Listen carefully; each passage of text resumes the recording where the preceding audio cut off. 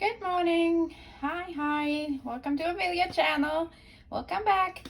And I just wanted to show you, one sister was asking, hi Sister Beth, how to actually light this oil candle I have. So here's what I do. I have a glass. This was actually a regular drinking glass. And I add a little water on the bottom. All right. And then I put the oil on top.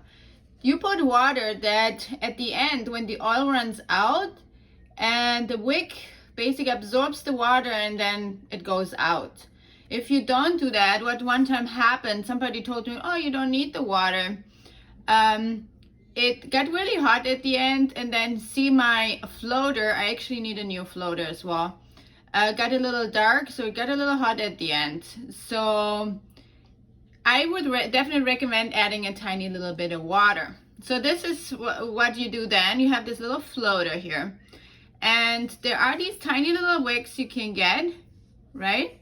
So you put that basically, there's a little hole, and you put it basically halfway through, all right? And then you pour the oil, all right? And I just had a little oil left here, so I just put more on top.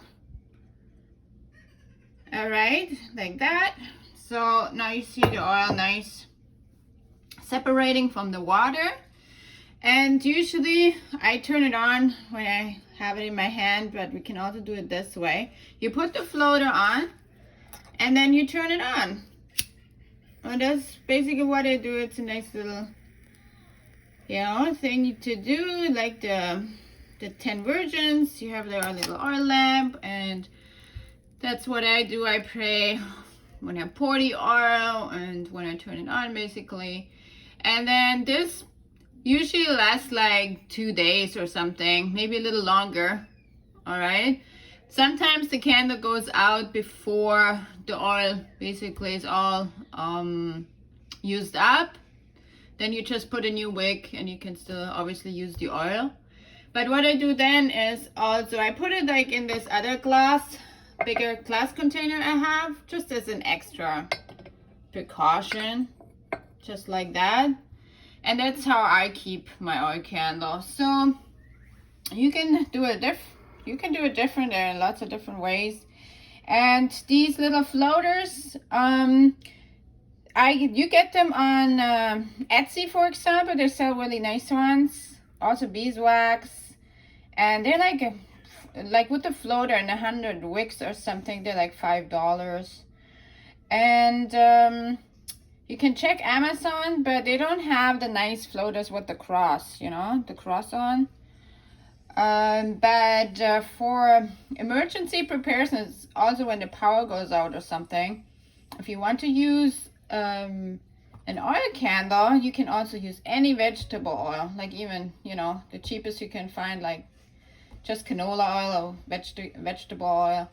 And you can then use the floaters basically from Amazon and just use it in the same way if you want to have, light up the house somewhere. So if I would put a floater candle anywhere in the house, I would maybe use it like a bigger glass container, a little bit bigger, that it's a little bit more protected. If I just would put them anywhere in the house. But I have this one really high up, all right, and just a double layer of glass around it. All right, I just wanted to show you this. If you have any more questions, and feel free to ask down below. And also I leave the link to an Etsy, just that you can check how it really looks like, to an Etsy link down below. All right, you take care, and we talk soon. Bye bye.